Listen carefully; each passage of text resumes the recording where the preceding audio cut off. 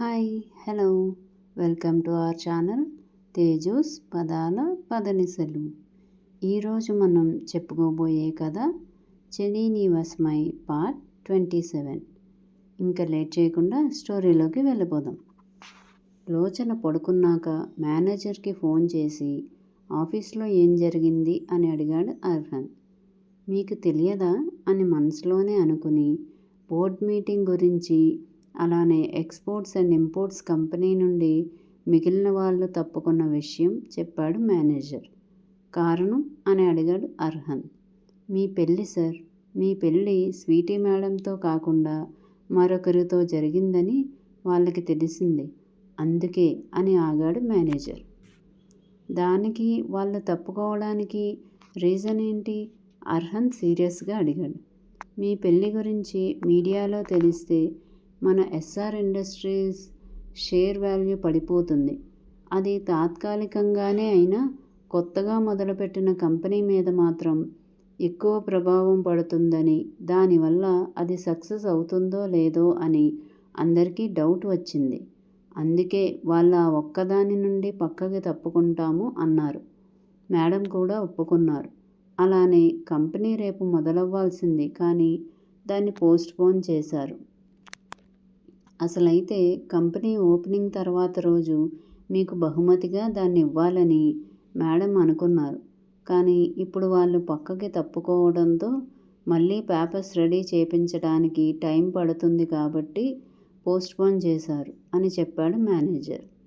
అర్హన్ ఆలోచనలో పడ్డాడు. అర్హన్ మాట్లాడకపోయేసరికి, నిజానికి షేర్ హోల్డర్స్ అందరికీ ఒక లెటర్ వచ్చింది సార్, దాన్ని చూసి వాళ్ళు భయపడ్డారు అని లెటర్ గురించి చెప్పి, అది మాత్రమే కాదు సార్, ఉదయం నుండి ఒక న్యూస్ సోషల్ మీడియాతో పాటు న్యూస్ ఛానల్స్లో కూడా వైరల్గా మారింది అని బెదురుతూ చెప్పాడు మేనేజర్. ఏ న్యూస్? గంభీరంగా అడిగాడు అర్హన్. అది పెళ్లి రోజున స్వీటీ మేడంని పెళ్లి కూతురు గెటప్లో కార్ డిక్కీ నుండి బయటకు తీస్తున్న వీడియో సార్. ఆ వీడియోలో జీవిత మేడం కూడా ఉన్నారు.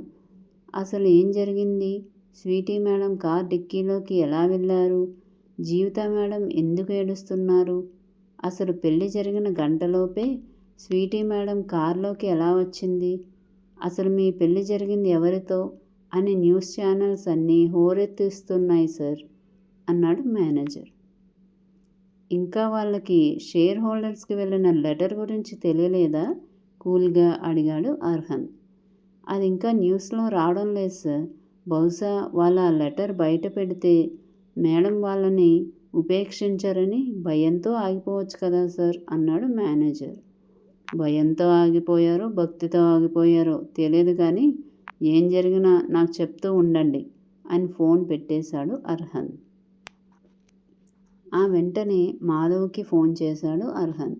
మొదట లిఫ్ట్ చేయకపోవడంతో అనుమానం వచ్చి మళ్ళీ చేశాడు.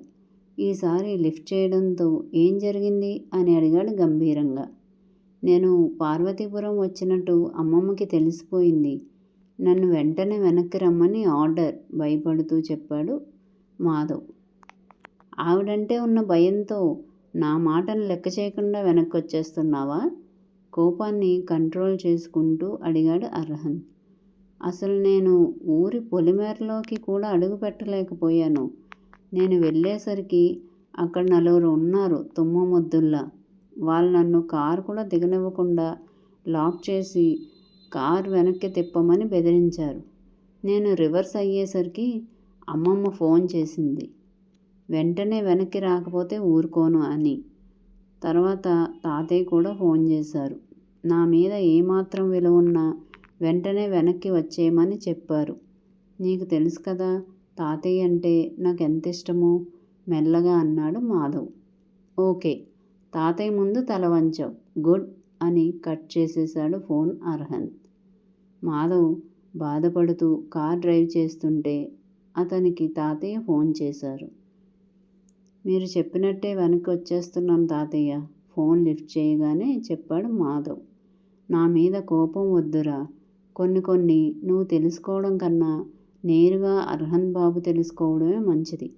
కాదని విరుద్ధంగా వెళ్తే తెలుసు కదా రాజేశ్వరీదేవి గురించి అన్నాడు ఆయన. మీ మాటకు విలువిచ్చి నేను వెనక్కి వచ్చేశాను తాతయ్య. కానీ నేను నా స్నేహితుడికి ద్రోహం చేశాను. వాడు చెప్పిన పని చెయ్యకుండా వెనుకడుగు వేశాను. పర్లేదులేండి, వాడు అర్థం చేసుకుంటాడు నన్ను అన్నాడు నిర్లిప్తంగా. బాధపడకు మాధవ్, అన్ని విషయాలు బయటకు వచ్చే రోజు దగ్గరలోనే ఉంది. అర్హంత్ అన్నీ తెలుసుకుంటాడు అన్నాడు ఆయన కూడా గంభీరంగా. అంటే మీకు తెలుసా త్రిలోచన ఎవరో అని కుతూహలంగా అడిగాడు మాధవ్. కొన్ని నువ్వు తెలుసుకోకపోవడమే మంచిది మాధవ్, జాగ్రత్తగా రా అని ఫోన్ పెట్టేశారు ఆయన. ఖచ్చితంగా తాతయ్యకి తెలుసు, కానీ ఆయన బయట పెట్టడం లేదు అని వెంటనే అర్హంత్కి ఫోన్ చేశాడు మాధవ్. మొదట అర్హంత్ లిఫ్ట్ చేయలేదు. కానీ జరిగిన దానిలో మాధవ్ తప్పు కూడా ఏం లేదు కాబట్టి తను కోపంగా లిఫ్ట్ చేసి సైలెంట్గా ఉన్నాడు. చందు, నాకు తెలుసు నీకు నా మీద చాలా కోపంగా ఉందని, కానీ నా సిచ్యుయేషన్ కూడా అర్థం చేసుకో అన్నాడు బ్రతిమాలుతున్నట్టు. ఇప్పుడు అది చెప్పడానికే నాకు ఫోన్ చేశావా? వెటకారంగా అడిగాడు అర్హంత్. లేదు చందు, నాకు విషయం తెలిసింది, అది నీకు చెప్పడానికి చేశాను. సిస్టర్ ఎవరో తాతయ్యకి తెలుసు, కానీ ఆయన ఓపెన్ అవ్వటం లేదు నా దగ్గర. నువ్వు అడిగి చూడు, ఖచ్చితంగా ఒప్పుకుంటారు అన్నాడు మాధవ్. అవసరం లేదు, ఎలా తెలుసుకోవాలో నాకు తెలుసు అని టక్కున ఫోన్ పెట్టేశాడు అర్హంత్. వీడి ఈగో బాగా దెబ్బతిన్నట్టు ఉంది అనుకున్నాడు మాధవ్. అక్కడ అర్హంత్కి చాలా కోపంగా ఉంది. తను ఊహించినట్టే లోచనకి తన నానమ్మకి ఏదో రిలేషన్ ఉంది, అందుకే నన్ను తెలుసుకోనివ్వటం లేదు అని ఆలోచిస్తూ ఎలా తెలుసుకోవాలి అనుకుంటూ కళ్ళు మూసుకున్నాడు. అంతలోనే ఆఫీసులో జరిగిన విషయం గుర్తొచ్చి మళ్ళీ మాధవ్కి ఫోన్ చేసి, మనం ప్లాన్ చేసిన ఎస్ఆర్ సొల్యూషన్స్ వర్క్ ఎంతవరకు వచ్చింది అని అడిగాడు అర్హంత్. పేపర్ వర్క్ అంతా అయ్యింది, అంతా పూర్తయింది. ఇంకా మనం పర్మిషన్స్ తెచ్చుకోవడమే మిగిలింది. దానికి కూడా అన్నీ రెడీ చేసేసాను. నువ్వు ఓకే అనడం, అప్రూవల్ తెచ్చుకోవడమే మిగిలింది. ఒక్కసారి నువ్వు పేపర్స్ అన్నీ చెక్ చేసి సైన్ చేస్తే సరిపోతుంది అన్నాడు మాధవ్. నేమ్ మార్చాలని అనుకుంటున్నాను నీకు అని ఆగాడు అర్హంత్. ఊరుకో చందు, అది నీ ఒక్కడి కష్టం, అందులో నాదేముంది చెప్పు.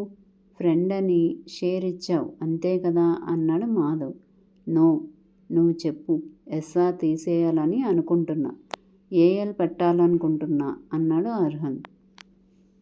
అర్హంత్ చంద్రమౌళి, లోచన అని మీ ఇద్దరి పేర్లు కలిసి వచ్చేలా పెట్టాలని అనుకుంటున్నావా? నవ్వుతూ అడిగాడు మాధవ్. కాదు, వాళ్ళు ఇవ్వలేని గుర్తింపుని నేను ఇవ్వాలనుకుంటున్నా కూల్గా సమాధానం చెప్పాడు అర్హంత్. ఓకే, నేను అన్నీ రెడీ చేపిస్తాను అన్నాడు మాధవ్. నాకు ఇవాళ నైట్కి ఆ వర్క్ కంప్లీట్ అయిపోవాలి, రేపు ఈవినింగ్కి లాంచ్ అవ్వాలి ఏఎల్ సొల్యూషన్స్ అన్నాడు అర్హంత్. చందు, అంతా ఓకేనా అని అడిగాడు. ఎందుకు అర్హంత్ అంత స్ట్రెస్ చేశాడో తెలియక. ఎస్ఆర్ ఎక్స్పోర్ట్స్ అండ్ ఇంపోర్ట్స్ రేపు లాంచ్ అవ్వాలి, కానీ ఆగిపోయింది అని జరిగింది చెప్పాడు అర్హంత్. అమ్మమ్మ కావాలనుకుంటే వెంటనే పేపర్స్ మార్పించి రేపు అనుకున్న టైంకి లాంచ్ చేసేదే కదా. తన అనుమానం బయటపెట్టాడు మాధవ్. ఒకరు నాకు ఏదో ఇవ్వాలని నేను ఆశపడను మాధవ్. నాకు కావాలనుకున్నది నేను సాధించుకుంటాను. వాళ్ళు అనుకున్న టైంకి ఏఎల్ సొల్యూషన్స్ లాంచ్ అవ్వాలి అన్నాడు అర్హంత్. అర్హంత్ ఆలోచన ఏంటో అర్థం చేసుకుని ఓకే, నేను చూసుకుంటాను అని చెప్పాడు మాధవ్. ఎట్టి పరిస్థితుల్లోనూ ఈరోజు నైట్కి వర్క్ ఫినిష్ అవ్వాలి అని చెప్పి ఫోన్ పెట్టేశాడు అర్హంత్. సోఫాలో పొగరుగా కూర్చుని కాలు మీద కాలు వేసుకొని సైడ్ స్మైల్తో, మీరేదో చెయ్యాలని అనుకుంటున్నారు కదా, నేను చెయ్యబోతున్నది చూడండి అనుకున్నాడు మనసులోనే. మరి నెక్స్ట్ ఏంటి తెలుసుకుందాం నెక్స్ట్ అప్డేట్లో. మా వీడియో కనుక మీకు నచ్చినట్టయితే లైక్ చేయండి, కామెంట్ చేయండి, సబ్స్క్రైబ్ చేయండి, బెల్ కొట్టండి.